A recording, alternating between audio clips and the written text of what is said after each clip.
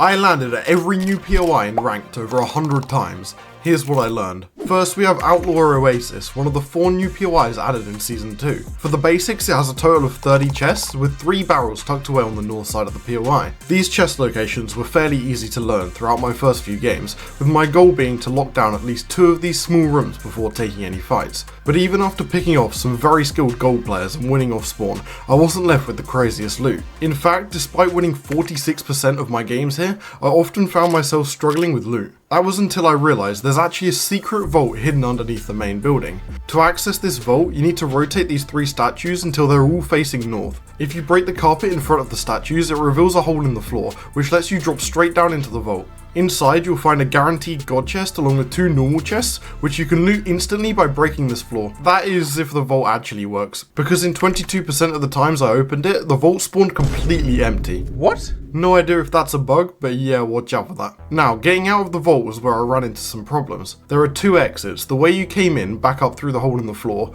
or a blind exit through a porta potty. My first attempt?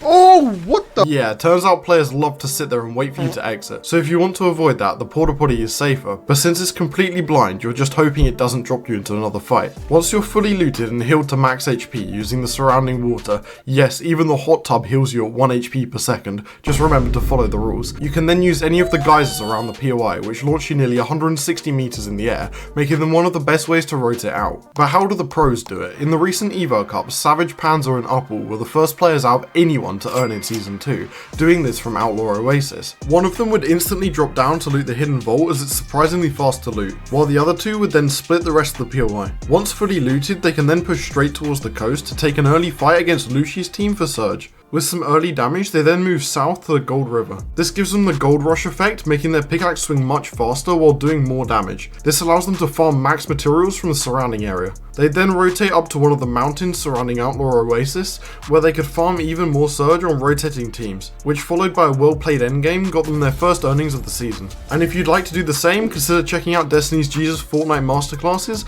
which can help you master anything from fighting to the best ways to get solo earnings this season. This information comes directly from pros, so if you're serious about competing, this is a must-have. Click the link in the description to start improving today. Next, we have Wolf Lair, which based on the recent Evo Cup is one of the best drops this season. For the basics, it has 34 normal chests along with 18 slurp barrels scattered around the building. However, in solo ranked, you'll barely need to loot any of these chests because you're constantly fighting. Due to how strong the spot is, I was contested in 96% of my games, and since it's just a singular building, most of these fights came down to a straight 50-50. But in the 26% of games where I wasn't absolutely destroyed, I could make my way down to the lower levels of the building where I could try and loot the vault. The first thing I did in every game was block off as much of the entrance as possible before starting to open the vault with a thermite. This meant that almost all of the bots spawned outside of the builds, and I could focus on trying to open the vault as quickly as possible without the worry of being third-partied. If you gather as much thermite as possible before opening the vault, you can use 1 thermite per stage in the sequence, allowing you to damage the metal pieces at the same time as the thermite does, thus opening the vault as quickly as possible. Once in the vault, you'll gain access to 2 deal coins, which can be spent at any of the black markets across the map in exchange for mythics, with the closest one being at Magic Mosses to the northeast. In addition to that, there's tons of gold around the edges and guaranteed god chests among other loot. Once you're out of the vault, you can either use the launch pad or any of the other movement items in the game to head straight to Magic Mosses, with one of the best movement items this season being the kneecapper. However, in these small rooms, it was definitely making me lose my mind. Wow. In the recent Evo Cup, Clix, Higgs and Yomzo dominated, winning 2 of the 4 games straight from Wolf Lair. After looting off spawn, they would often push straight to the north, where they knew they could fight for Surge against rotating teams. In their second win, they W-keyed Skater's team, who actually landed at this split, but Clix did something smart here. Instead of waiting until after they fought, he instantly started the vault sequence before engaging, so by the time they returned to the POI, the vault was nearly open.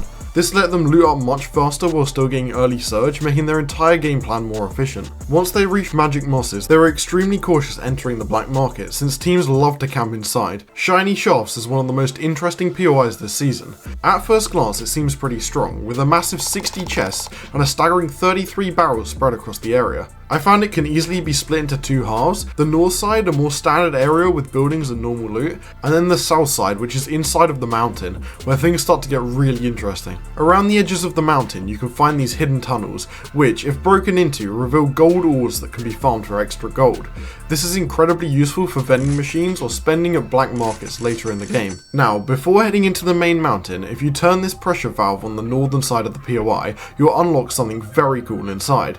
Once you enter the mountain, you'll see two more valves, and if all three are turned fast enough, the vault doors will open, giving you access to 2 guaranteed god chests, along with a ton of extra loot. Oh, and like the other POIs, make sure to block off the entrance before entering, because as the warning sign says, there are a lot of accidents.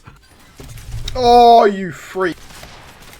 You loser. The vault has 2 exits, a porta potty which takes you back outside the mountain, and the way you came in. From the 38% of games where I managed to open the vault, the porta potty was by far the safest option, since people love to sit outside and wait for you to leave. One thing that Rise, Muzz and Kanada did really well when landing here was maximizing the slurp barrels. By following the same loot route I use in solos, their entire team could be at 190 HP within just 20 seconds of landing, saving on a ton of shields. They also had a clever way of opening the vault instantly. One person would activate the pressure valve outside, while another turned the 2 inside the mountain at the same time, letting them loot the vault in seconds. In the eval cup, Rise's team was the highest placing Shiny Shaft's team, and if you look at EU, it's clear that being contested here just does not seem to work well. For many reasons, Crime City is the best drop in the game, or at least it was, but I'll get into that in a minute. All 7 of last season's FNCS champions have claimed this POI for season 2, so what makes it so strong? For the basics, this POI has 55 chests, with 13 guaranteed spawns and a massive 31 slurp barrels. There's also a vault on the south side of the POI, and even a pre-dug grave ready for when you get sticky grenade launcher spammed in ranked. Oh, I hate this weapon. I'm gonna lose my mind. Oh my god, you can't do anything. Huh? What in the strats is this? What the hell? I don't want to fight you anymore. Oh, hell no.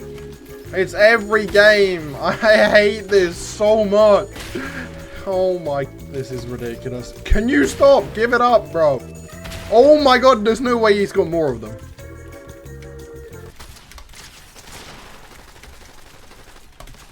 Ha! Get spat on, you weirdo. 2 seconds later. Oh no. Not again. Not again! Looting the vault is fairly simple since it has its own dedicated building. As long as you build around the entrance, it's easy to predict and block third parties. However, I was contested in every single game I played here, making this the hardest vault to claim out of all 4 new POIs. In fact, I only managed to loot the vault in 24% of my games. If you do get the vault, it rewards you with 2 deal coins, god chests and a ton of extra loot, similar to that of Wolf Lair. But the most broken part? The nearest black market is only 180 meters away, tucked into the nearby mountain. This means that with the deal coins and insane gold from the vault, you can instantly secure mythics every single game as long as you win off spawn. And it doesn't stop there. One of the biggest advantages of this POI is the gold river nearby. This lets you farm materials extremely quickly, especially with the huge amount of metal already inside Crime City. But here's where Peterbot, Poyo and Cold take this spot to another level. Since the train spawns in the same spot every game, Poyo lands on the train station waiting for it to arrive at the POI, while Peterbot waits to the north. This allows them to loot the train every single game, giving them the unstoppable medallion for the infinite gold rush effect, and most importantly the mythic mammoth pistol, and when you put that gun in Peterbot's hands, it's over. Which is also why they've now removed all mammoth pistols from competitive while I was editing this video, but in reality that's not stopping Peterbot's team, after they won 2 games from here in the recent Eval Cup, along with both Opens and Finals. So after landing at all 4 POIs, which one actually worked best for me? Well, in solos, Shiny Shafts was by far my most consistent, with my highest win and vault success rate, but when it comes to trios it's a different story. For trios it's close between Wolf Lair and Crime City, both proved to be very good spots in the Eval Cup, especially before the mammoth pistol removal. But now that it's gone, it's too early to tell which POI will dominate FNCS.